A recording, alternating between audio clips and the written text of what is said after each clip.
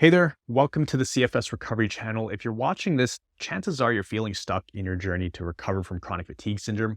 I know how you feel. I've been there myself for over 5 years, but today I want to share with you something that can change everything. This video series is a compilation of the most popular videos on my channel, all in one place with a special focus on recovery principles and frameworks that have helped me and many others break through the plateaus and achieve a full recovery. So it's going to be a decent chunk of video, but don't worry, I've included timestamps in the description below so you can skip to the segments which feel most relevant to your situation. Whether you're just starting your journey or have been struggling for years, this video series is something for you. So sit back, relax, get ready to learn. We're going to break through the chains of CFS together. This is the ultimate guide on how to overcome chronic fatigue syndrome and get unstuck on your journey.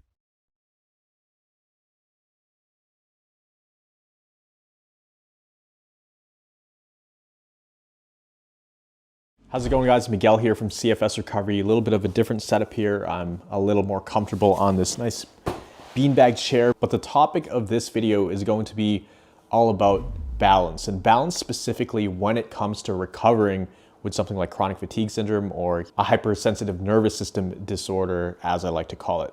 When it comes to recovery, a lot of times we can become very, very rigid, and I see it a lot in the messages I get on Instagram and YouTube. People message me all the time. What should I do here? What should I do if this comes up? What should I do then? And, it'll be the same people ask me a lot of the same questions. And I could just tell right off the bat, they're overthinking almost everything and overanalyzing. And it makes a lot of sense because to even end up in a situation like this, most people are overachievers, are overthinkers, are perfectionists. So that's their natural tendency. So when you add this whole health issue into the mix, the issues only amplify those personality traits, and it makes people want to take that same perfectionist, analytical, overthinking approach to this. But the thing is, you can't really think your way out of this. You can't do the things that put you into this illness to get you out of this illness, if that makes sense. So I want to take you guys back to when I was sick, right? And I want to relate a story, as I like to do in all my other videos, of why that didn't work for me, why sticking to one rigid structure was actually more detrimental than beneficial in my recovery. Now, structure is very important. It is very important in recovery. I'm not going to deny that to a certain degree. It's when we get too nitpicky in all of the things we're trying to do, when we're trying to, eat all the right food, we're trying to wake up at a certain time every single day, where we believe that we have to go to sleep before a certain time, where we have to do this and have to do that and have to meditate this much. It gets overwhelming, right? And it really becomes a full-time job. And in a sense, recovery is a full-time job because you do have to make it a priority. Approaching it this way is like making it a priority on steroids. It's way too much, and it is overwhelming for the body. Overwhelming not just mentally and emotionally, but as we know with this illness, that actually spills over into physical symptoms when we stress ourselves out and we get pretty worked up. Sometimes as well, as you're learning all this new information like adjustment periods, progress cycles, the brain retraining guide for chronic pain, you can get to a place where you're almost, putting a magnifying glass too much on symptoms and paying too close attention and, trying to catch every symptom so you can try to retrain it. Well, the idea is that you want to retrain things like headaches or chronic pain. If you do have chronic pain, you want to retrain those things when they get to the point of being annoying, right? When they actually bother you, when they're very uncomfortable. If they're like a 1 or 2 or 3 and they're not really making a difference with anything, you don't have to focus all that energy on it. And the reality is, depending on where you're at in your recovery, you will have very small windows, if any, of times where you're feeling no symptoms or no fatigue. You're always going to have something going on. And if that's not you, if you do have windows where you're feeling great, then that's awesome. That means at this stage, you're probably like a mild case. You're not severe, you're not extreme, you're not moderate, you're more mild, which is a good thing, right? So don't think that, oh, this information isn't ringing a bell with me, so, maybe I have something else. No, don't think that. If it doesn't apply to you, then it doesn't apply to you. Let's just keep it as simple as that. Well, a lot of people, including myself, when we learn about everything that's going on, we're definitely more hyper aware, right? Because we understand like all the different kinds of symptoms. We can actually put a label on it versus maybe when we first got this, it's just a big mess of symptoms. It's very muddy.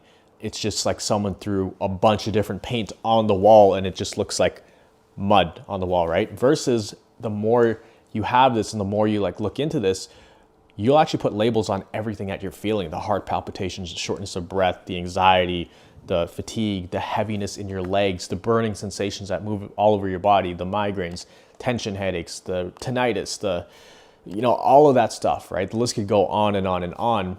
But the fact that you can even label it off like that, it's like you're going through a mental checklist throughout the day. It's like, okay, do I have that? I have that. Okay, I definitely have that. And then you start to ask yourself, okay, what did I do wrong? What could I have done better? What's the right thing to do? Which is okay from time to time, right? But you don't want to constantly be asking yourself that every single day, which a lot of people get stuck on. A lot of people get stuck in that state of always trying to do what is the right thing. And in reality, there is no right and wrong thing when it comes to recovery. There's always going to be this gray area. There are more optimal things and there's less optimal things, but there's no exact right thing you should be doing and that you absolutely shouldn't do this thing over here. No, you could do it. It just might trigger some symptoms. It might not be optimal, but there is no black and white. And that's what I want you guys to understand and take away from this video, is that there is no black and white. And, even though I share my story with you guys, I'm very transparent. I share the struggles, the things that worked for me, the things that didn't work for me, all the things I tried, how long I tried it for. I try to be as transparent as possible. But at the end of the day, what worked for me won't exactly work for you, because your situation is different from mine. We all have a different set of symptoms. A lot of them cross over with each other, different causes of what got us here. And again, a lot of them cross over.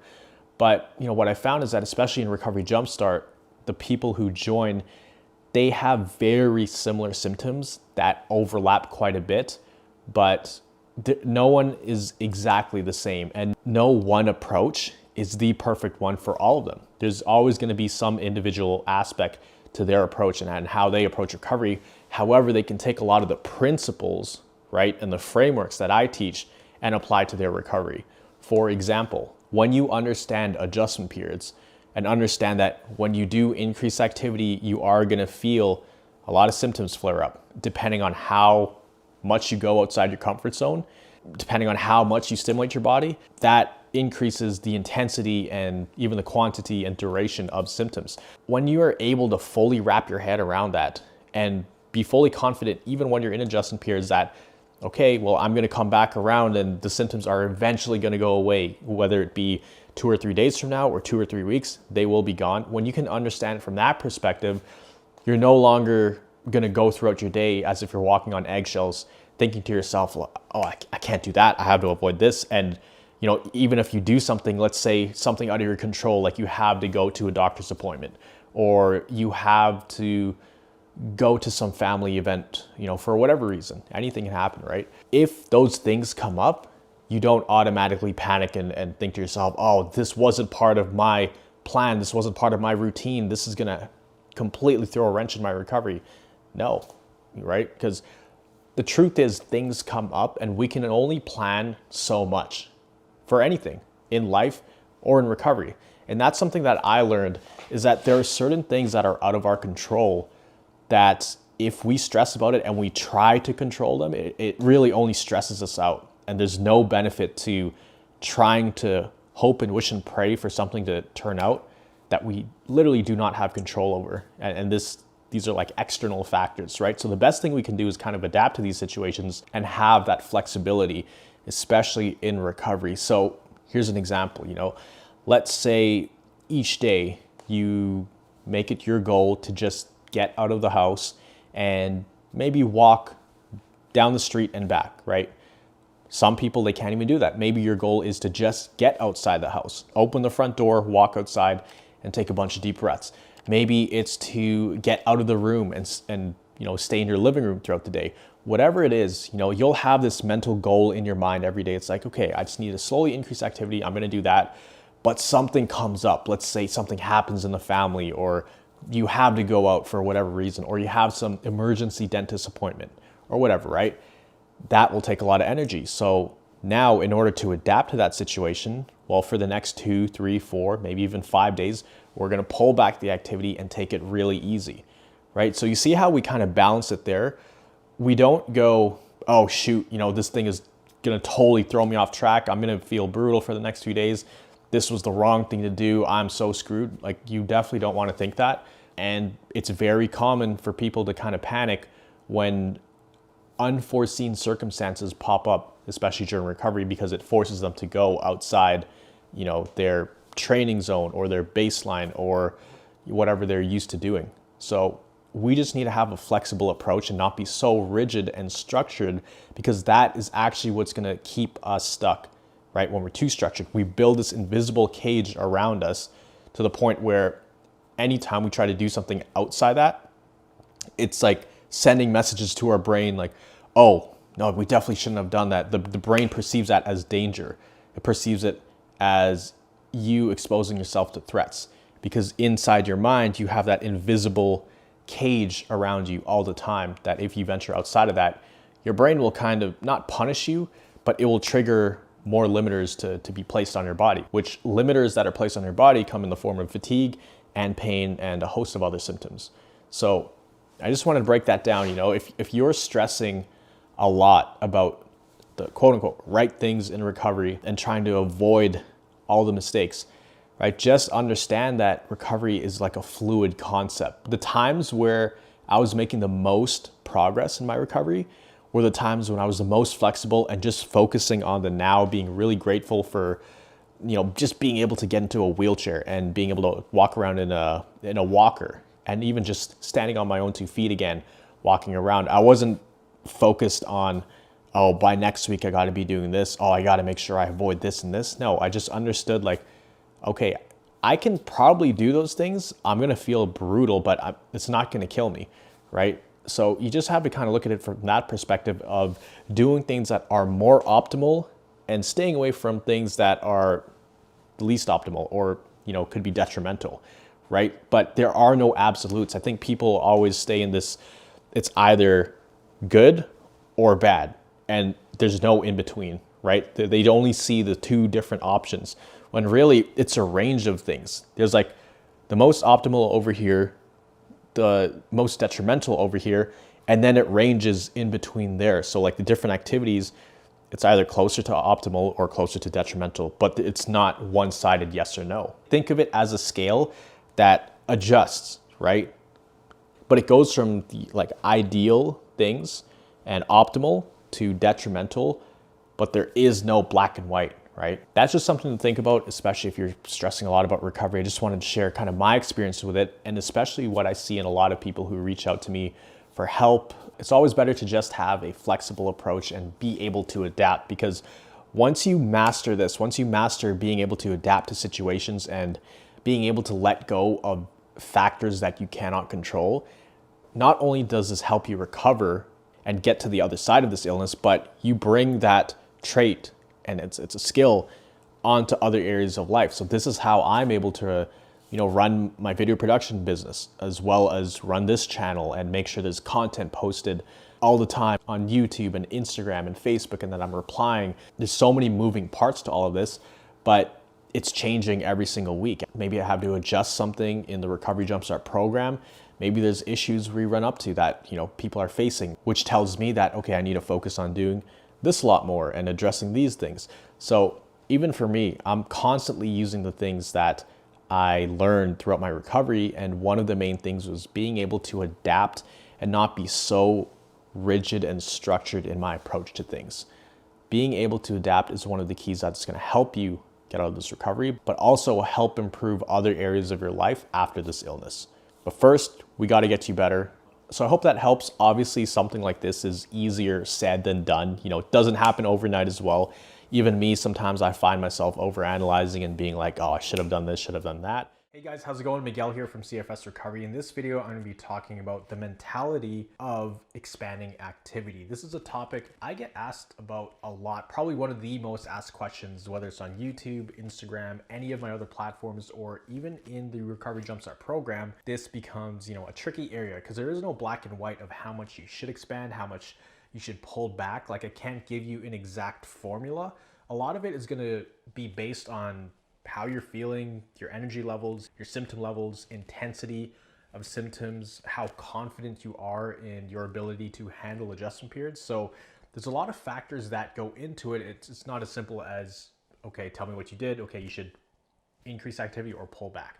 We need to kind of get a full picture, a full kind of background of what's been going on. Like, how long have you had this? Have you tried doing this activity before? So there's so many things, but at the end of the day, it's not so much the activity I want people to focus on. So let's go back in time to when I was sick. My mentality around doing more or being able to increase activity or even start to add exercise, it was always, okay, let me just add little by little. And if I add 5 to 10% or 15% every single week, then I'll be good. So maybe I'll do one push-up today. I'll hold that for 3 or 4 days and I'll add another push-up, then another push-up, then another push-up. It doesn't always work like that because there's other factors that we need to account for. Things like, did we walk a lot that day? Was there a lot of emotional stress? Was there a lot of mental stress? Did we drive a lot that day? Did we do groceries? So we can't really put an exact level of activity that we need to do or what we can increase. A lot of it is unpredictable. So that's why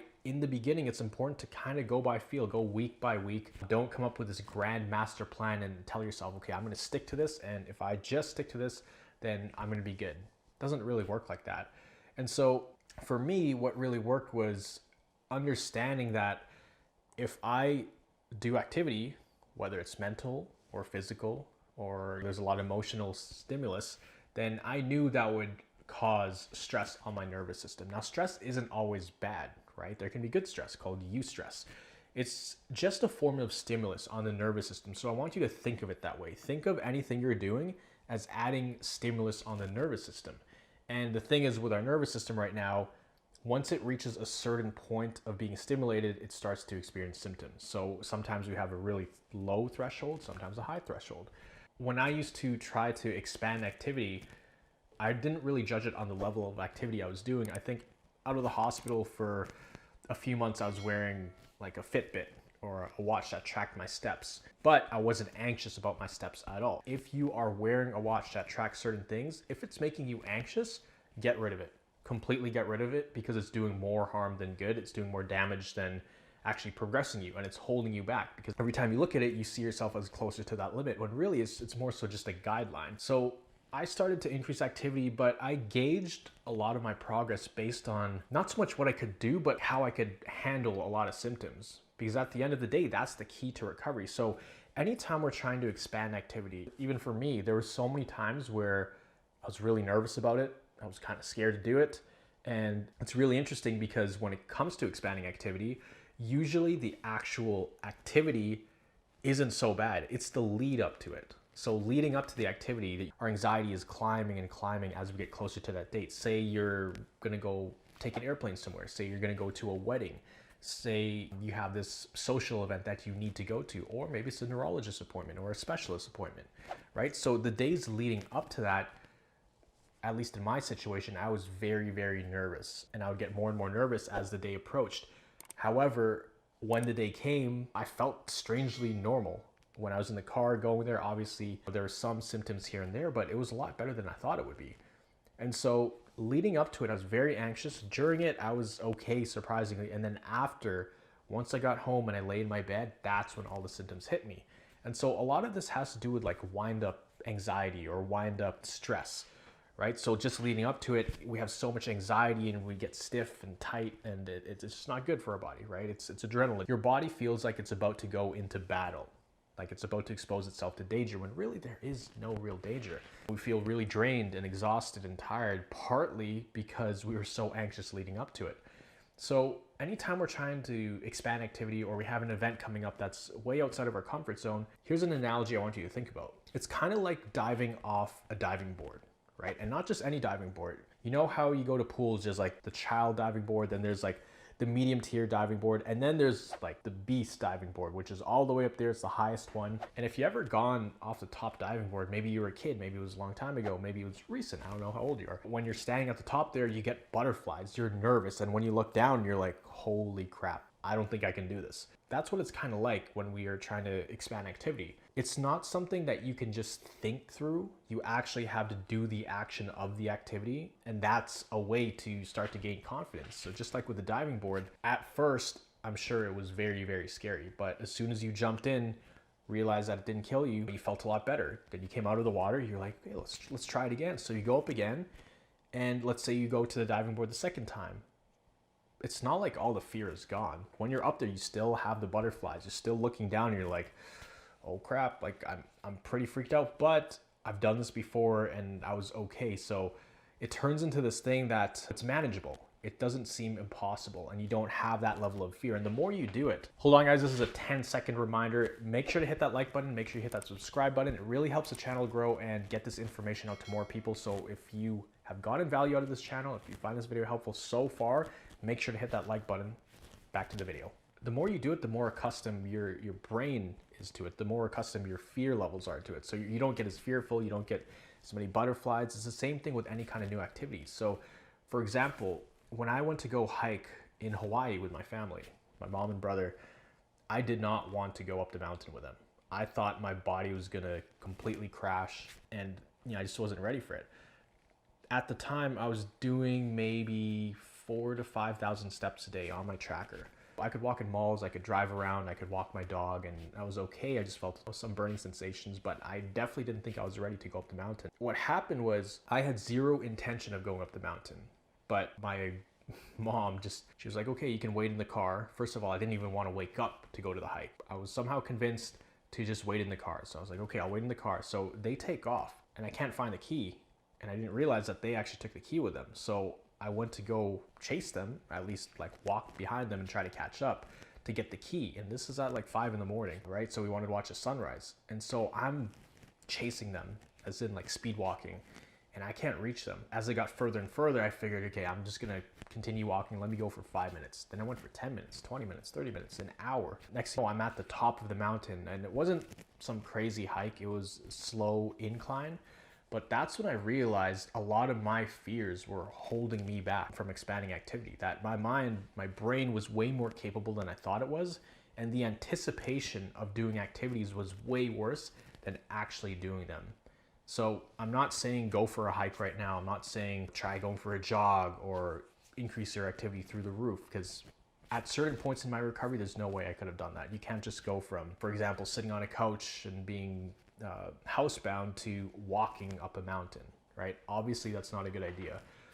But maybe you can go from your house to walking outside, to walking 20 meters away, 50 meters away, 100 meters away. There's actually a lady in Recovery Jumpstart, very interesting story. She had long COVID on top of the CFS and a lung infection. She's been sick with this for, quite a few years, but within 6 to 7 weeks, she was able to go from being afraid of just going outside to get fresh air to leaving her house to being able to walk 400 meters the other day. That's a full time around like an Olympic sized track, which is a lot. Now, she didn't just go from being in her house to walking 400 meters. We had to chunk it down, but the only thing that changed was the mind shift we had around activity. Introduce it slowly, understand that the adjustment period is just your body being hyperstimulated, because the body will do what the body was trained to do, will protect you. So anytime we're expanding activity, just realize, like, deep in your mind, there's gonna be fear. There's gonna be worry about what could go wrong, but a lot of times we just have to do it anyways. That's the way to get to the next level. And so the anticipation leading up to the activity, and also the aftermath of waiting around, saying, like, thinking to ourselves, uh-oh, what's gonna happen? That's what causes a lot of symptoms. There is also the physical part of it that causes symptoms, but for the most part, what causes the most symptoms is how we respond to the symptoms. And typically, what puts us in an adjustment period is not what keeps us in an adjustment period. It's very important to note that. So, for example, maybe you go for a walk and you trigger a bunch of symptoms, right? After you walk, the walking's done. Right? You go home, you rest 2, 3, 4 days later, maybe you're feeling symptoms. What's going to prolong that adjustment period is not anything physical. It's the mental aspect of it. It's any kind of negative emotions around that adjustment period towards your body. That's actually going to prolong the symptoms. So it's really important to just wrap your head around that.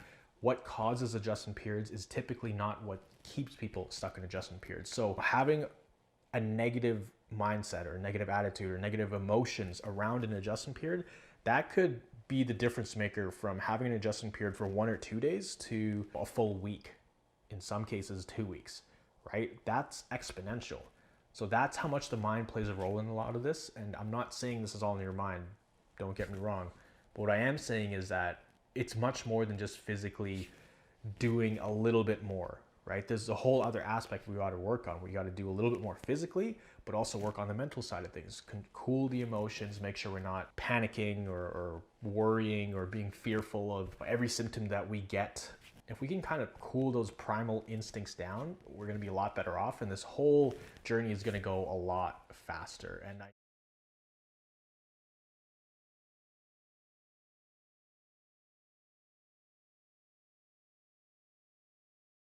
How's it going, guys? Miguel here from CFS Recovery. In this video, I'm going to be talking about how to handle stress if you have CFS or chronic fatigue syndrome or any hypersensitive nervous system disorder.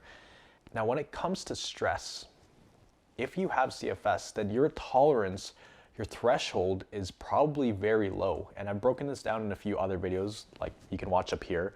This breaks down the stress threshold very well, but in this video, I want to break it down again, a little bit in a simpler way. If you imagine your body has this threshold, this maximum level of stress that it can handle, typically the way you get CFS is you go over this stress threshold, right? And I have a diagram of this in the Recovery Science Blueprint, which you can look at it right now. There are a lot of different ways to put stress on your nervous system, to put stimulus on your nervous system. There could be stimulants, coffees, energy drinks, relationships, finances, job stress. There are so many things that add to that bucket. And once it reaches a certain point, the whole reason you're where you are now and experiencing the symptoms you're feeling in the first place is because you've gone over your stress threshold. Now, once you develop a lot of these symptoms, it is very hard to deal with stress. Even the simplest of things might stress you out. Simple things like a doctor's appointment coming up next week or 2 weeks from now, that can get you in a stress state, even just thinking about it. So any kind of stressor is amplified when you have a hypersensitive nervous system disorder. There's this, magnifying glass effect where the way your brain perceives situations and worries and stressors, it's amplified, right? That's also in the Recovery Science Blueprint that I've created. What you have to understand is most of the things that worry you, that stress you out, you're gonna have an irrational perception towards them. Your perspective of those stressors will be inaccurate. It will be skewed. It will be amplified because you are in a hypersensitive state. Now, there's this idea that we used to talk about when I was a personal trainer. I was a personal trainer for a few years. We dove deep into how the body responds to stressors, physical stressors, in order to actually get stronger. And there's this concept of being fragile versus anti-fragile. So let's start with the first one. What is fragile? There's a few different definitions for it, but fragile means easily broken or damaged or not strong or sturdy, delicate and vulnerable. So that's like your nervous system right now. It's very delicate. Any small stressors, it's gonna make it get triggered, cause you to have a bunch of symptoms. Now, anti-fragile is the opposite. Anti-fragile means you actually get stronger under stress. Now, I want you to think about this analogy. Imagine you're swimming in the ocean. In order to feel normal again, that's equivalent to you trying to get out of the water and onto a boat. Most people just try to get out of this illness. They try to get out of it as soon as they can. They just want to get to the dry land, onto the boat, out of the water. But what they don't realize is that there are weights attached to them that are keeping them in the water. There are anchors, and sometimes it's more than just one anchor. There could be dozens, if not hundreds of anchors. And those anchors are the negative thoughts and beliefs and the worries you have in your mind.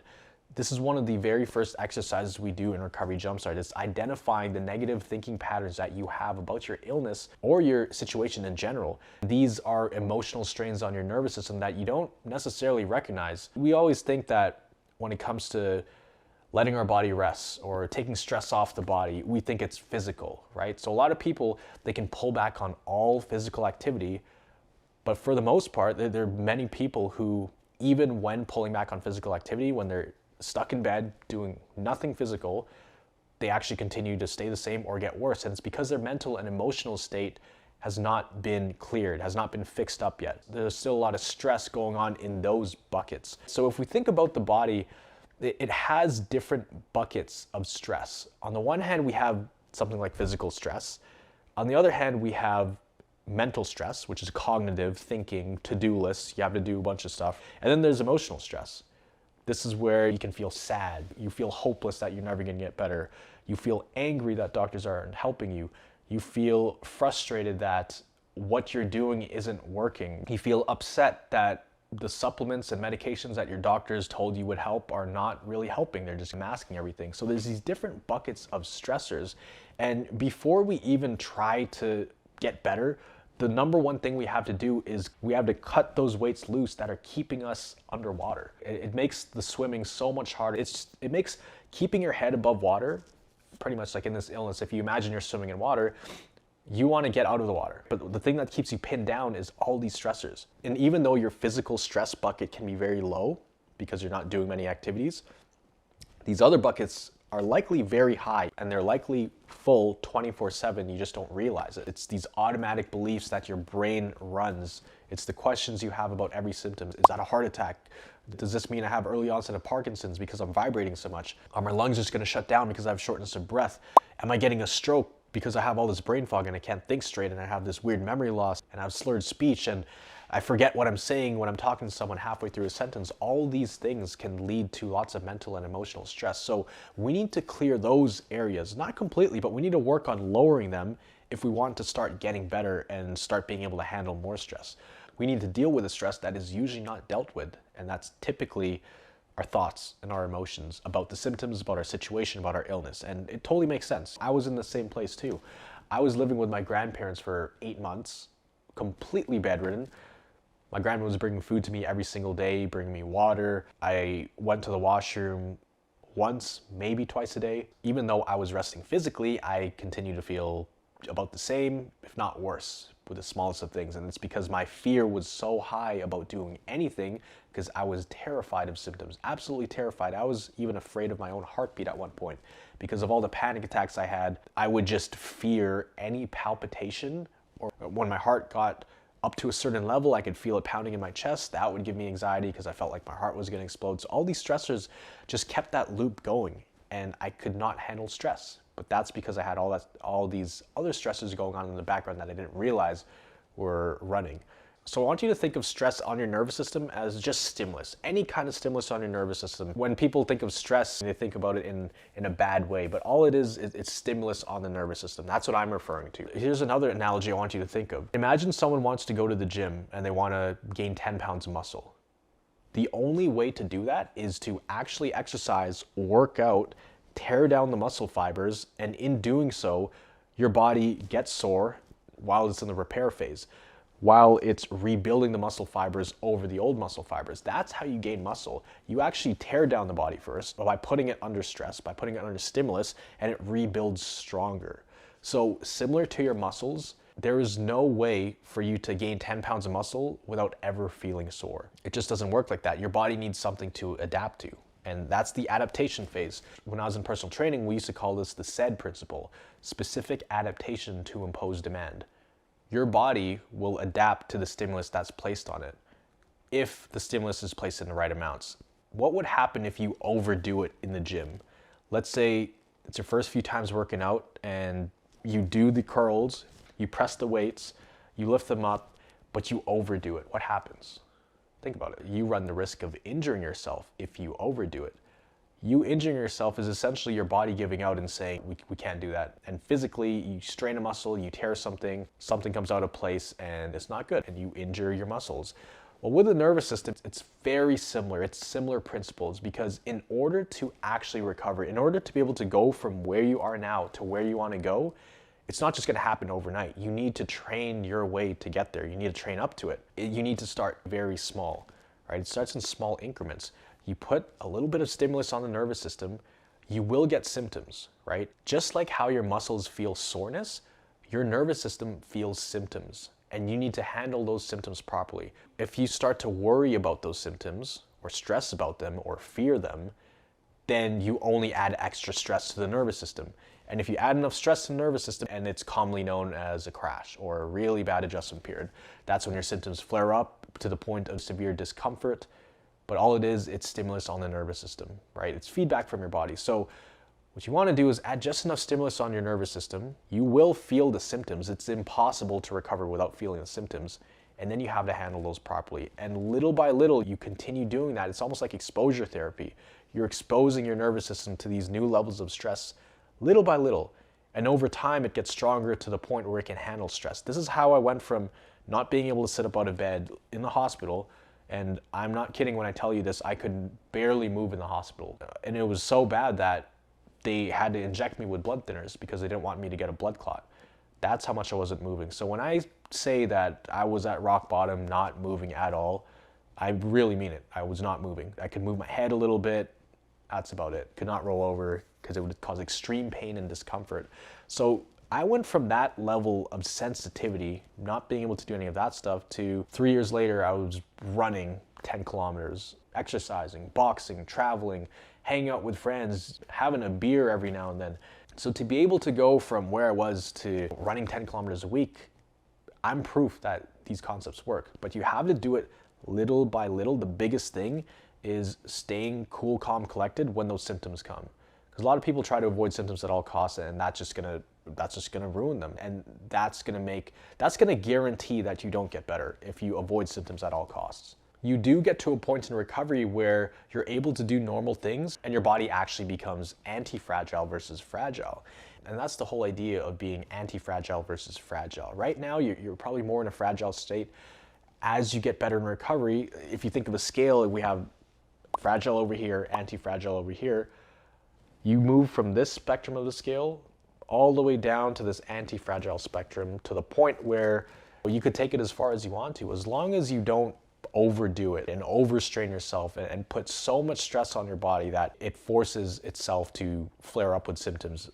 So once you start cutting these stressors loose, back to that analogy of you swimming in the water, once you start cutting them loose, you're able to actually start moving forward in recovery, and it makes it a lot easier to move forward once you cut this dead weight loose. The dead weight as in the negative thoughts, the thinking patterns that you have. Sure, you can have those weights attached to your legs and ankles, and you can still swim. It's just gonna be 100 times harder than if you cut them loose. You'd be able to swim much faster, much farther, and you actually give yourself a fighting chance to get out of this. But without cutting that dead weight loose, it's gonna be very difficult, if not nearly impossible, to recover.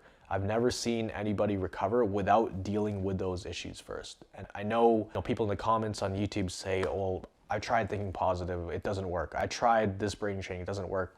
You have to sit down or lie down and go through all these thinking patterns in your head in order to be able to free up some space in your brain to actually handle stress. Because right now it's so occupied dealing with all these mental and emotional stressors, it doesn't have any more space to handle extra stressors.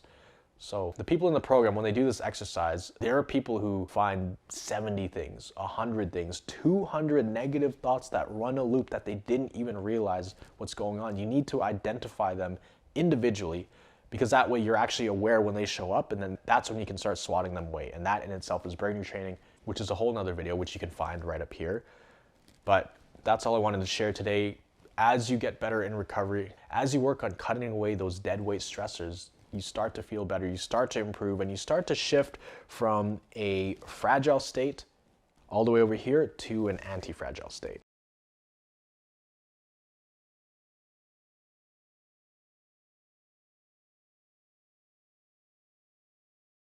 How's it going, guys? Miguel here from CFS Recovery. This channel is dedicated to helping people recover from CFS or ME or a hypersensitive nervous system issue. I myself was sick for about 4.5 years. At my worst, I was completely bedridden in the hospital, in ICU, having to drink my food, blended. So I was in a pretty dark place. You wouldn't think that of me today. Today I can run, I can exercise, I can work out, I can work full time, and I can run this program called Recovery Jumpstart where I help people recover from all this. So I am just proof that you can go from a very dark place, from a place where it literally feels like it's your final chapter, to truly living life again and living a life that surpasses where you were before you even got sick. Now, in this video, I'm going to be talking about how to have more mental clarity. This is a very general topic, but I want to actually give you an analogy here. And shout out to Junior in the program. He's actually a coach, and he shared this analogy the other day on one of the mentorship calls. He said that when it comes to mental clarity and thinking and getting rid of negative thoughts and having more positive thoughts, it's kind of like how your email inbox functions. Now, you might not be this person that I'm about to describe, but you probably know somebody who has an email inbox with thousands upon thousands of emails, unread emails, by the way, and that inbox is just growing by the day, by the dozens, by the hundreds, maybe even by the thousands. Most of those emails in that inbox are spam, just like most of your thoughts. Now, I'm not saying all your thoughts are spam, especially when you're in a hypersensitive state. Your thoughts and your emotions will be amplified. So you could think of one small thing, and chances are, if you got into this point, most likely you're an overthinker. You tend to think of many outcomes, all the potential things that could happen, that won't happen, what happens if it does happen, and if it doesn't happen, what are the different scenarios if this and this plays out. And I get it, because when you have a lot of time to think, your brain can run on this loop and it can go down these deep rabbit holes. Most of your thoughts are things that either have not happened yet or they have happened. And the one thing both of those have in common is we don't have any control over those. We can only control the present. And of course, one can argue that, oh, you can control the future because if you do things in the present, that's going to control the future. A lot of these thoughts you're probably having are hypothetical. And so when you think of an email inbox, most of the stuff is spam. It's just noise. It's junk mail. It does not matter if you open it or not. It does not have any effect on your life. It's just these different things, these different subjects, these different ideas trying to sell you on something, trying to convince you of something. A lot of it is similar with your thoughts when you have CFS. You're going to have a lot of fearful thoughts, a lot of worries, a lot of anxiety, a lot of anger, a lot of frustration, regret. All of these things are amplified when you have a hypersensitive nervous system issue. So like many emails, they're annoying. They don't really mean anything. And for the most part, you just have to ignore them. So for me, I didn't even realize how much noise was going on in my brain until I really sat down with my doctor and he showed me how the nervous system works. He showed me these diagrams, which I created a blueprint out of, the recovery science blueprint, to really illustrate everything that was going on, why I was thinking the things I was thinking, why these patterns were happening over and over and over again. And I didn't realize my brain was running on this fear loop. I was getting bombarded with this junk mail, which had no benefit, served no positive purpose other than to keep me stuck, other than to keep me in the state of freeze mode, in this hyper-vigilant state. I had to learn to put a filter on my brain, kind of like how you can put on a filter in your email inbox. In your email, you can go into filters and actually select an option where certain subjects, certain topics, certain keywords, your inbox can automatically filter those and throw them in the trash or put them in a certain folder. And that just streamlines having to process all of those different emails and sort through what's important, what's not. If you find these mental patterns, these negative thoughts happening over and over again, you need to put a filter on your brain that automatically just swipes it aside and says, okay, cool, I acknowledge you're there, goodbye, I'm not going to engage with you at all. And you need to identify what those thinking patterns are. What are the thoughts that constantly come up? What are the things that always scare you? Things that always frustrate you? The things that always make you feel sad? What are they? You need to literally write this down on a piece of paper or in the notes app on your phone so you can identify what you're even trying to filter out. That's so important. You need to know what you're trying to filter out, because when your brain can recognize what it's trying to filter out, eventually you do it enough times, literally hundreds of times, your brain will start to pick up and it'll start to go, hey, I recognize these thoughts. I recognize this language that doesn't serve us. Filter goes to the junk mailbox. In this case, it is essentially us swiping those thoughts away and it just vanishes into thin air. And then it's gonna circle back. It's gonna come back maybe 10 seconds, 30 seconds, 2 minutes, and an hour. Most of the time it comes back every few minutes, but then you need to build that filter in your mind. It doesn't happen instant like it does with email. You literally need to build it into your mind and program it so that your brain can automatically swipe these things away. When you can do that, recovery becomes much, much easier. And this is why it's so difficult just to gain traction in the beginning of recovery. That's why it's very helpful to surround yourself with a team of people who understand what you're going through, who have been through it before and know the right approach to gaining traction, where they can actually break things down into simple steps. Do this, do this, do this, or do this mental exercise, do this brain training, and you will no doubt get better. When you can get on the right track, progress gets much easier. But it's just that beginning that's so difficult. And I mentioned this in another video, which you can find up here, that the beginning of recovery is kind of like trying to turn around a cruise ship. It takes a lot of effort in the beginning, and you won't see many results at first. You're going to be putting in a lot of effort for little return on your efforts. But if you keep it up, if you keep going, even in the face of not seeing any immediate results, you're going to feel much better, and things will start working. Things will start changing. You'll start feeling a bit better. Those voices in your head, those negative thoughts, they will be less intense, they will be less loud, and they will be less frequent the more you're able to do this. And it gets to a point where your brain just automatically filters them out, to the point where you don't even hear them anymore. It's out of sight, out of mind. It doesn't even become a problem. And so the things that used to worry me 4 years ago, when I was just getting better, they don't worry me at all anymore. It doesn't even cross my mind. Before, I would try going up a flight of stairs and my heart rate would be through the roof. And sometimes it wouldn't even be through the roof. When I was more normal, my heart rate was just increased. So maybe it was 120. It wasn't anything crazy, but me just feeling that heartbeat, that pounding in my chest, I thought I was having a heart attack, and I was scared my heart would give out any second. I lost all trust with my body. And so that thought was playing over and over again. Every time my heart rate went up, every time I had a palpitation, every time I was even remotely out of breath going up the stairs, even if I had to take a deep breath, which is normal, people do that when they go upstairs, I was panicking, I was freaking out. I don't think about that at all anymore. In fact,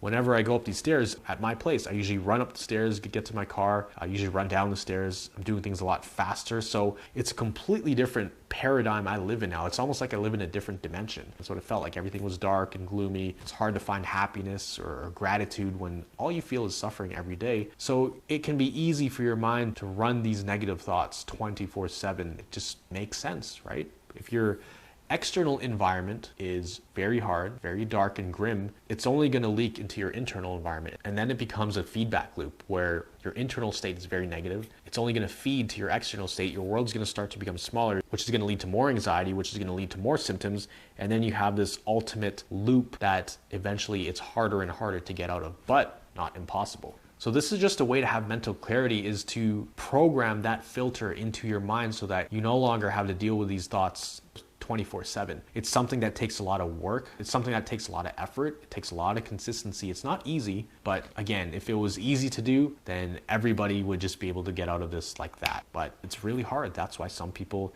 stay stuck for 5 years, 10 years, 20 years, 30 years, and just stay the same and don't really get to that next level in recovery. It's because they don't really know exactly what they should be doing. But it's things like this that will really help you. Identifying what are the thinking patterns that you should probably deal with, build a filter around. What kind of things should you program your mind to filter?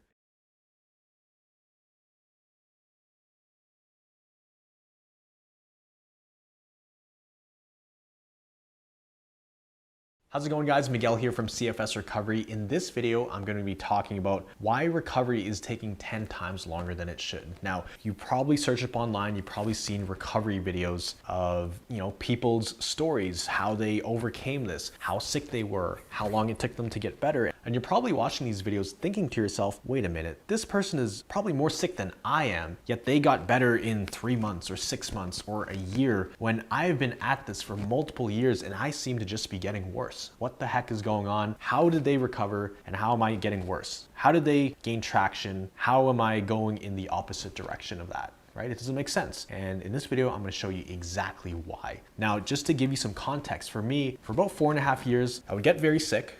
Then I would get a little bit better, go back to work, overwork myself, get sick again, get better, go back to work, get more sick, get better, go back to work. And then I think the third or fourth time I got completely wiped out. Super sick to the point where I was completely bedridden for about 8 months, could not walk, couldn't really function. I needed help every single day to eat, go to the washroom. I had to get food brought to me, and I was just seeming to get worse. Yet, after I met my doctor, after I learned everything that was going on and I started implementing the right things, after getting on the right track in recovery, I made more progress in about 3 months than I did in the whole previous year combined. And in the following year, I made more progress in that 1 year than I did in the entire 4.5 years combined. So in this video, I'm gonna break it down for you, why it's taking you so long, what is prolonging it, and how you can speed up the process of recovery. Now, your mindset should not be, how do I recover in the quickest way possible? How do I do this fast? How do I do this soon so I can get back to living my life? It shouldn't be like that, right? Because if you think that way, you will start to rush the process. Today, I'm gonna share something with you on my trusty iPad. Normally, I would write this on a whiteboard, but I think this was a nicer setup and we're gonna try something different here today. We're gonna go with the iPad. Now, if we think of recovery as a timeline, we have the start right about here. If this is a timeline, then this is the end, right? This is the start of recovery. This is the end of recovery. Now, most people think it's just a straight line, right? You would think that, but it's actually much more complex than that. I want to tie in something very important that we're going to touch on in this that makes the biggest difference is your emotions during recovery. Now, it would be nearly impossible to be as emotionally stable as a rock during recovery, but there are these fluctuations where sometimes you feel happy, sometimes you feel sad, sometimes you have more worries, sometimes you feel a bit more relaxed, which is rare, but there's going to be a lot of fluctuations in your emotions. When you're recovering, which is read as emotions here, there are going to be these ups and downs, kind of like this, right? Your emotions fluctuate. Let's say this is a normal person's emotions. And to give a timeline, for the sake of giving a timeline, let's make this, let's just say 1 year, just for the sake of it. Now, within 1 year, there's lots of fluctuations in emotions. Things happen, life happens, family member gets sick, something's coming up where you have to go out to do a physical event, or you have to go to a birthday party or a Christmas dinner, or people come over and it's very stimulating. You're gonna have different emotions. You're gonna feel happy, sad, excited, feelings of depression, things like that. This is a normal range of emotion. What happens with CFS is these emotions are amplified. And so let's just say that a normal range of emotions is within these levels, kind of like that. These are the normal ranges of emotions. When you're recovering, when you're going through something like CFS, when you have a hypersensitive nervous system, these waves are much more drastic, and I'll show you here. Instead of being within the normal ranges, it tends to go outside the normal ranges. And there's these blips where you have these mega highs and mega lows, mainly a lot of lows. This is just showing you the different ranges of emotions. Now notice how here we're outside those normal ranges,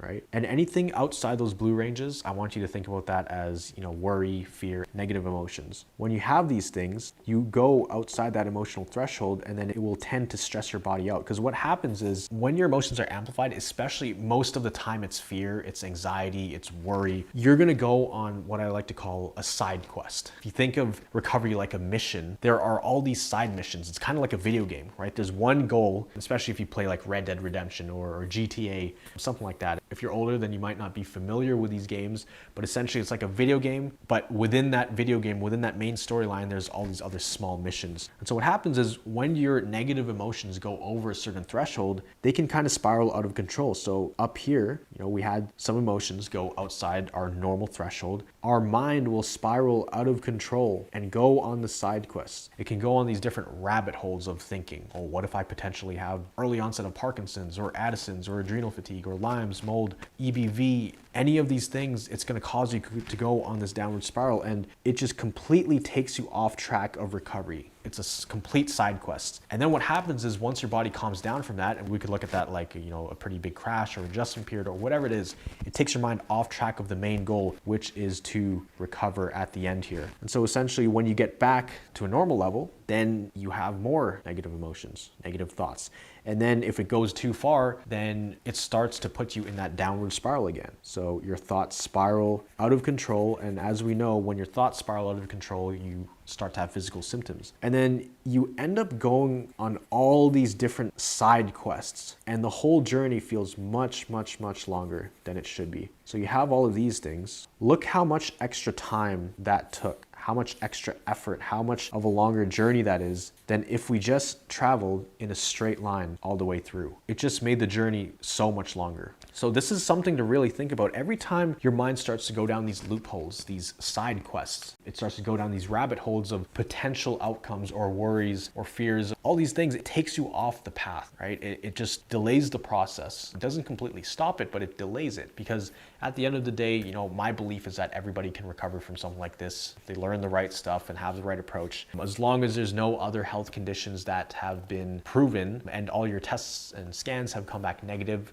or they don't find anything that clearly explains the level of symptoms that you're feeling. If the doctors don't have any solutions, this applies to you, right? So anytime it goes outside of these normal ranges, these dotted blue areas, things are just gonna spiral out of control. We don't want that, right? So we wanna be like this red line here, this red squiggly line, and keep our emotions within a certain threshold. And this can be for both happiness and sadness. I think if we were to draw out a graph in terms of emotion, there's depression, at least this is how I see it, right? I'm not saying this is exactly right, but there's depression and then there's elation.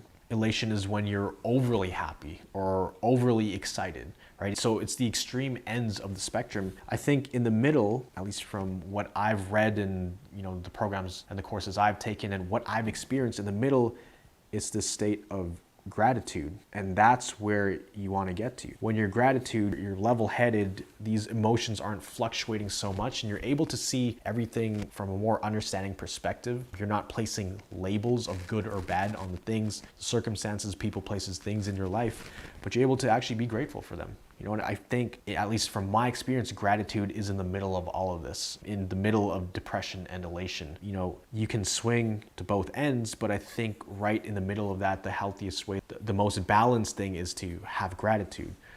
Now, these side quests, these things, I'm gonna circle it, just so you know what I'm talking about. These side quests, they're inevitable. They're going to happen. Your mind is going to go down rabbit holes. Things are going to come up and stress you out. What we want to do is, if it does reach to that point where you do start going down a rabbit hole, you just need to be able to recognize it as soon as you can. And when you're able to recognize it, you're able to stop adding fuel to the fire. I have another video that talks a lot about this, and you can find it up here. It talks about the right way to progress and the wrong way to progress and move along in your recovery. But it's okay if things kind of take you off track, because no one ever just goes straight through in one shot. It's impossible, because we're human. We're not perfect. There are going to be times where you have hiccups. So when you do find yourself start to go off track and go on these side quests, you want to limit them as much as you can. Like I said, it takes a lot of awareness to catch yourself from going too far. So maybe it looks something like this. As you get better in recovery, these happen less and less. You go on these smaller and smaller side quests, smaller and smaller downward spirals, because at the beginning, you know, a place like that,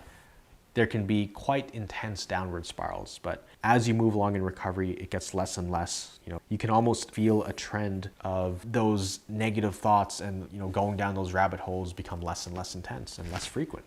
So this is how most people go along in their recovery. And this is probably what you're doing right now too. What can happen sometimes is, if this downward spiral gets too far out of control, it can kind of explode into something like a crash and like a major setback where you actually go back a few steps and you start there. Then you repeat the process. You might run into the same issue, the same kryptonite, the same hurdle, and then it can lead you down that path again, and you get stuck in this loop where you're not actually making progress. You're just stuck in that same spot in the timeline, right? That's where you want to identify your kryptonites. And I have a video right up here talking about that. The big dominoes in your recovery, the kryptonites, the big things that are holding you back, that without solving them or dealing with them or facing them head on or actively doing something about them, you're going to stay stuck. You're going to stay stuck, or it's going to take you much, much longer to recover. These are the things you want to be aware of. And it's something that we really touch on in Recovery Jumpstart. We find out what's blocking you, what's keeping you stuck.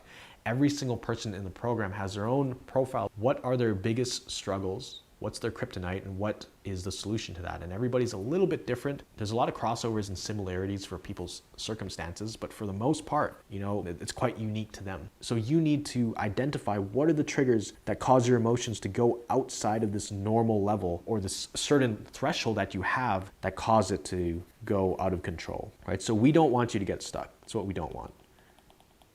Ideally, in a perfect world, these side quests get smaller and smaller as time goes on. So the trend moves in the direction where, you know, there's less and less of these happening, to the point where at the end of your recovery, things don't faze you, right? You're not as hypersensitive anymore. So the same things, the very same things that might worry you a ton in the beginning, over here in the early stages, that same stressor can look like this towards the end of your recovery, because that same stimulus, it's not going to stress you out that much. But it's just the beginning that's the hardest. Being able to recognize when you're on this is very important. But let me know if this is making sense. I hope, my drawing's not too messy. I hope you guys are understanding this and resonating with it. Think of the times where you went on downward spirals and you kind of got out of control, at least emotionally and mentally.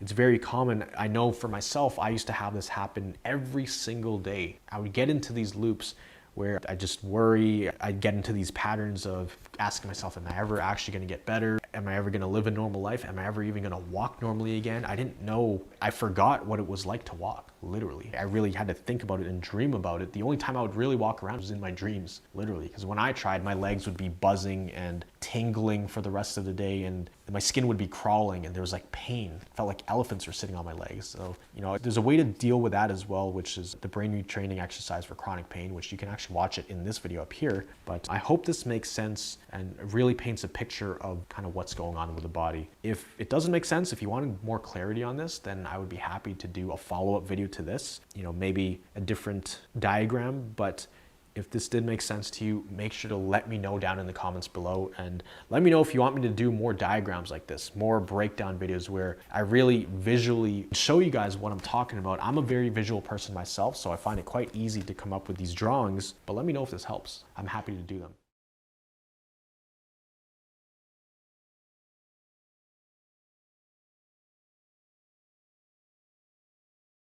How's it going, guys? Miguel here from CFS Recovery. Welcome to another video. If you're new to this channel, then essentially I put out videos to help people recover from chronic fatigue syndrome. I myself suffered with a hypersensitive nervous system issue for about 4.5 years in a severe state. And at my worst, I was completely bedridden for about 8 months. Didn't know what was going on. I ended up staying in the hospital for 2 months, where I met with a doctor who taught me exactly what I needed to do to get better.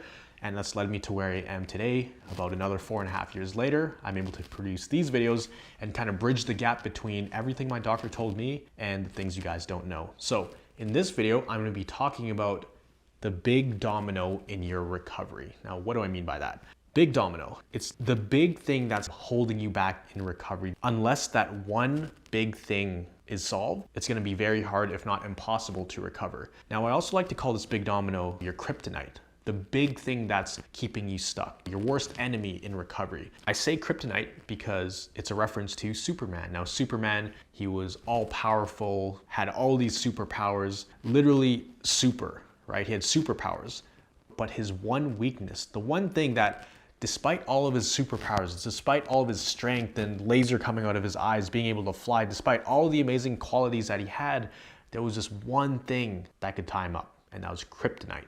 So in recovery, we all have our kryptonite or multiple kryptonites. For me, mine fluctuated throughout the years. There were plenty of times where the only thing I could think about was my heart exploding with every palpitation. There were other times where I would be terrified of sleeping at night because I would always get sleep paralysis, or I wouldn't be able to sleep at all. There were other times where I would be terrified of leaving the house because leaving the house meant putting my body at risk for another crash, and I had to anticipate that. So when it comes to our kryptonites in recovery, everybody has their own different things, right? I've met hundreds and hundreds of people. I've talked to them, spent hours on phone calls, and what I've noticed is even for people in the program, they have these certain fears, and these are like anchor fears. These are their kryptonites, the things that are holding them back in recovery that keep them stuck. A big part of recovery is awareness, even being able to realize your own thoughts, being able to observe your own thoughts, being able to look at them objectively, not emotionally, and be like, okay, probably shouldn't be thinking that. Oh, that's a negative thought. Oh,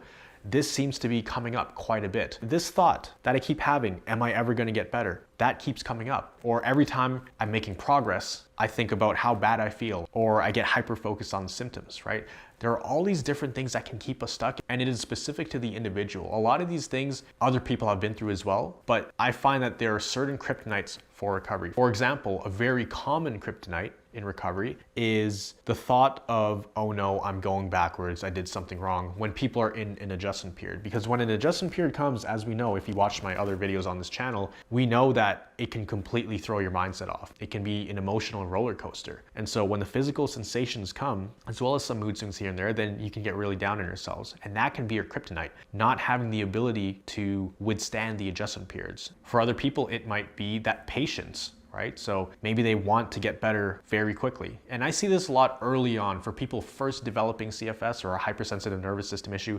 If they've had it for 6 months or 8 months or a year severely, then they're gonna wanna get out of it faster versus people who have had it for a few years, they've already accepted the fact that this thing isn't going away anytime soon. And so they're a lot more patient because the expectations are a lot lower. So for people who first get sick with this, patience is a kryptonite because they're gonna try to keep up with their old lifestyle and keep trying to get back to that place, but then that will just cause them to get worse. In other instances, it might be certain foods. In other instances, it might be staying up late, going on the phone, or spending too much time on a screen. I know that's definitely one of the things that I need to work on right now. I'm nowhere near as bad as I used to be. I'm not bad at all, actually. I live quite a normal lifestyle, if not busier than most people. All the time I spend filming these kind of videos or being on calls in the program and doing all this other stuff, writing a book. There's a lot on my plate.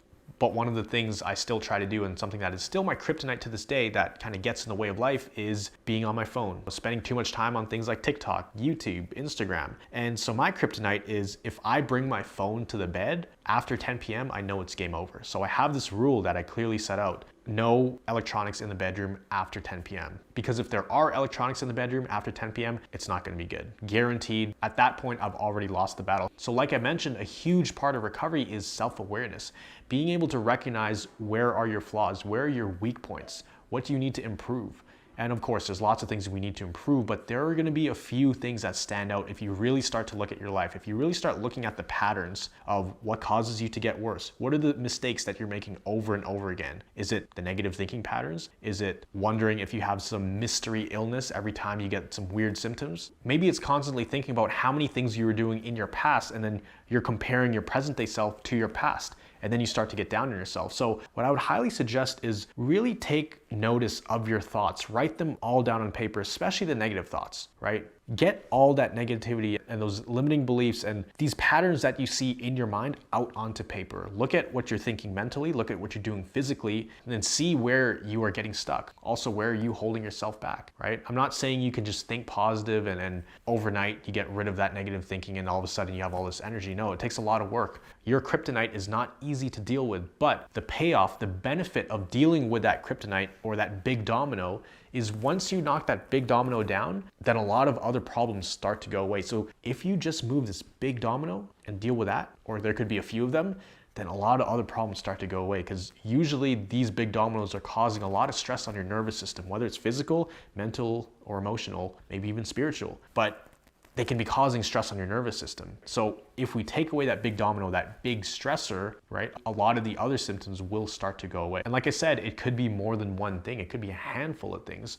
When I was at my worst, I was in a place where I feared everything and I had multiple big dominoes. Luckily, that's where I met my doctor and he was able to pull me out of the hole and help me knock down those dominoes. And the thing with that, you need a lot of reassurance and positive reinforcement to knock down those dominoes because they're not easy, right? You're gonna try knocking them over many times and it's not gonna work and you're not gonna see results right away. That's why it's great to be part of calls with people. It's great to be part of a community that is encouraging you, that understands what you're trying to do and what the group as a collective is trying to do, which is recover from this nervous system issue. So when you can get extra help and have people remind you, hey, are you doing this thing? You need to focus on it. I know it's very hard, but you're gonna feel better for a bit. And when you see other people knocking down their dominoes and you see them getting better, it's just so beneficial for your own recovery because you see that it's possible and you see that the payoff is worth it. And when you deal with these big problems in recovery, your kryptonites, it opens up a whole new threshold for your nervous system. It lowers the stress levels on your body and you're able to accelerate recovery and actually get a lot better. So if there's something to take away from this video, it's get a piece of paper, get a pen, or in your phone, write down a lot of the patterns that you're having that are potentially keeping you stuck. And you want to look for things that are reoccurring, that are happening over and over again, whether it's every day, every hour, every few minutes. If it's thoughts that pop into your head, if it's things that you always do that end up causing you to go backwards, you want to write those down, identify them, because when you identify them, then we can deal with them from there, right? You can either avoid them or rewire those things. For example, like negative thoughts. There's a way that with repetition, with lots of consistency and lots of focus, intention, you can lower the frequency and intensity of those negative thoughts.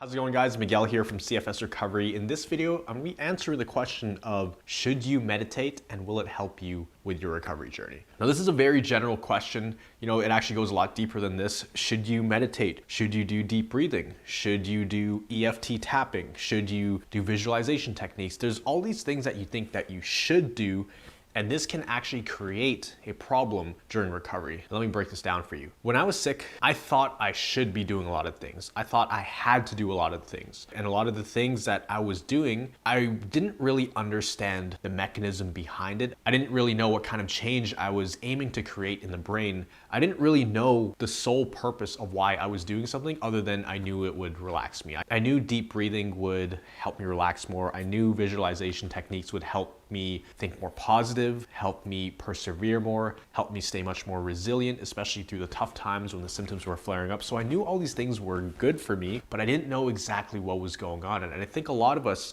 when we're turned away by many doctors, which if you're watching this video right now, then I'm assuming you're here because the doctors have turned you away and you're looking for answers on your own. Now, before you found me and this channel, you probably Googled your symptoms, you probably looked at forums, you probably joined Facebook groups, and what you saw probably horrified you because you were seeing people getting worse after 10, 20, 30 years. You saw stories of people not getting better. And so you wanted to do everything you could to avoid that. So in your research, you probably found multiple different things that worked for other people. Things like meditation, things like deep breathing, things like EFT tapping, things like cold showers, all of these different practices to incorporate. And so at some point, you also probably made a list of things that you're gonna do every single day, no matter what, because in your mind, in doing those things, that was gonna make you get better, right? Now, the problem is when we don't actually understand what we're trying to create here, what the goal, the purpose of these exercises is, a lot of times we can find ourselves just going through the motions. I know I found myself doing that quite a bit. I would do the deep breathing, but my mind was elsewhere. I wasn't even focusing on trying to be relaxed. I would try meditation, but I didn't really know the main thing that I was trying to do. I didn't really know that I was trying to rewire circuits in my brain to go from a negative place to a positive place, to go from fear and panic to relaxation, to parasympathetic mode. To a certain degree, I did have an idea, but I didn't know how it specifically played into my recovery. I just thought that if I do more of this, then I'll eventually get better. When I got to about year 4 in my recovery journey, I was in a really rough spot. I was living with my grandparents. Many of the story already. If you haven't seen my full story, you can watch the video up here. I go in depth about everything I went through, and I shed a lot of light about my experiences with this, especially at my worst. So I was living with my grandparents for about 8 months, completely bedridden. I could not function at all. So most of the day I was meditating. I was doing deep breathing. I was doing tapping because I literally couldn't do anything else. I could not get out of bed. And if I did, I was only able to get out of bed twice per day maximum to go to the washroom. Other than that, rolling in bed was very difficult. Extreme pain, shortness of breath, headaches, vertigo, POTS, all that stuff. So I had a list of things that I had to do every single day that I told myself I should be doing, which was the meditation. Some days I would literally meditate for 5 or 6 hours straight because I had such a bad headache. Other days I would focus a lot on deep breathing. This sometimes made me actually worse. It would make me more conscious of my breathing, actually overly conscious of my breathing. So then I felt that if I wasn't consciously breathing, that I would just stop. Ridiculous thing to say right now, even just listening to me say that sounds kind of crazy, but when your body is in a completely anxious state and all it sees is fear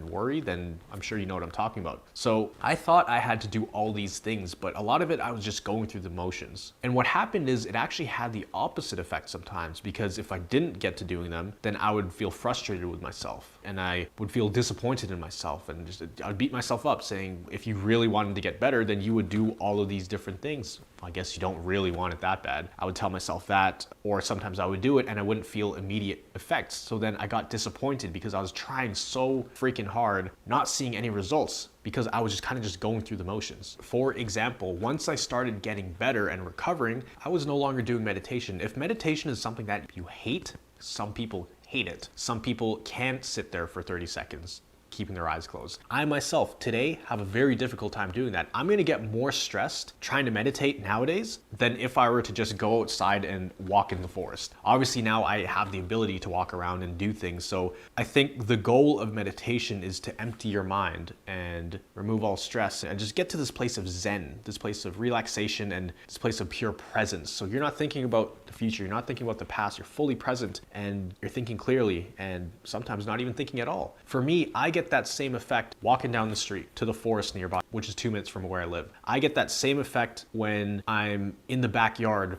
pacing around in circles with my hands in my pockets in between calls. I get that same effect. So to me, that is meditation. So I think it's not so much the certain things that you're doing, it's more so trying to attain the same outcome that these things are doing. Obviously, there's things like deep breathing where it is going to be very hard to replicate that with something else. But with meditation, my form of meditation is creating videos. I love creating videos. I love editing videos. I love using my creativity to build content and create this cool stuff. I actually have my own personal Instagram page. I actually run a video production company where I'm able to flex those creativity muscles. And for me, it doesn't even really feel like work, it feels like play. And that to me is meditation. So I think if there's things you hate, don't do them. If there's things like EFT, I try that. It didn't work for me. If I kept doing it, even when I hated it, even when it wasn't resonating with, my approach obviously wasn't working, but if the EFT wasn't working and I kept doing it, I would just be more frustrated and it would be an annoying thing I just had to cross off the list daily. And so if I'm stressed doing that thing, it kind of defeats the whole purpose. The whole point of doing it is to become less stressed, to shift more from the sympathetic to a parasympathetic state. So I think a lot of it is really just focusing on the outcome, not so much the act of doing things. And if you can get to that outcome with a different vehicle that isn't going to make you worse, then I think that's a smart thing to do. Another thing people try to do is feeling like they have to continue moving in order to keep making progress. They don't want to take a few days off. They don't want to spend a day or two on the couch and just chill out and put on a movie and just go on their phone and hang out. They want to continue moving, or else they get that sense that they're not accomplishing or that they're moving backwards in their recovery. Here's an example. In the program, we have a 30-day mini challenge where we have all the people in the program, the thrivers, challenge themselves with certain activities. And the activities aren't challenging physically and not challenging mentally, but it's the act of actually getting something done, the act of crossing something off your checklist, the act of actually accomplishing something that helps them build momentum in recovery. It gives them a purpose to get through the day and a goal versus just trying to survive. So their mindset changes from just surviving through the day, getting by,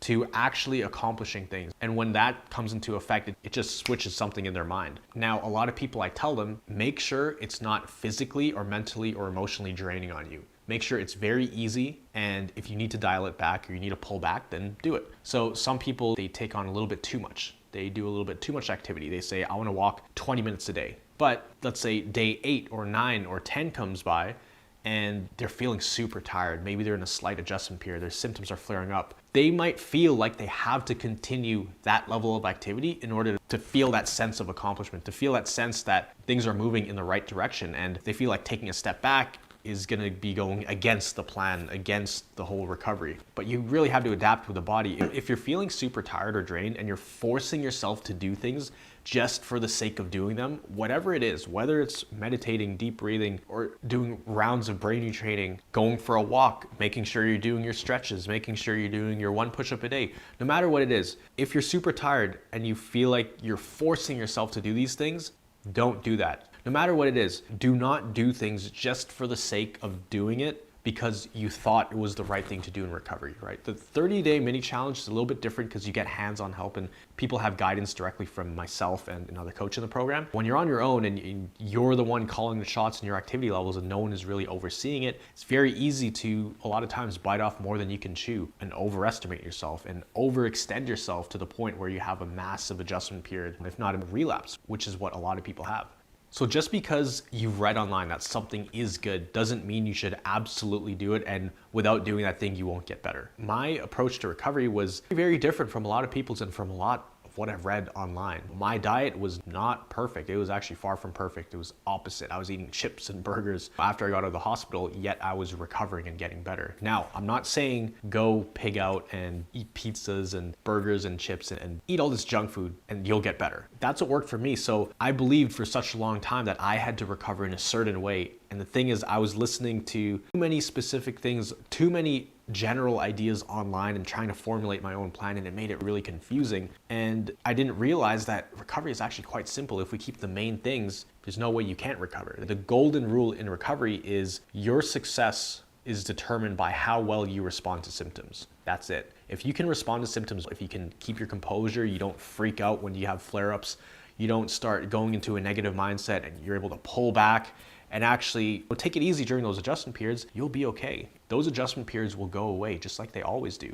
But the most crucial thing is how you respond to symptoms. Keep that the main thing. And then all these other things you can add on top of it. So that's the lesson in this video. Don't do things just for the sake of doing them, just because you saw somewhere online that you have to do this every single day. Right? You can be flexible in recovery. It doesn't have to be so rigid. And I think the more flexible you are, the more you're able to adapt to different situations and learn to adapt and accept that. I think a lot of people with type A personalities need that rigid structure. When you're doing it on your own and you're coming up with your own structure, it's A, very hard to stick to it, and B, it might not even be the right things for you because it's hard to plan out your situation when you're the player. I talk about this in another video, the player and coach mentality. Sometimes you need someone looking from the outside in to help you figure out what exactly you need to do and kind of anticipate what can happen in the next few days or the week or 2 weeks, because as you're going through this, you're in a very emotional state. It's hard to make clear, concise decisions, and your decisions will be fluctuating all over the place. If you're ready to take recovery to the next level, I highly recommend you apply for our Recovery Jumpstart program. It's an interactive program designed to take you through the different stages of recovery, help you avoid the common mistakes most people make, and provide you with support and accountability so that way you can make progress.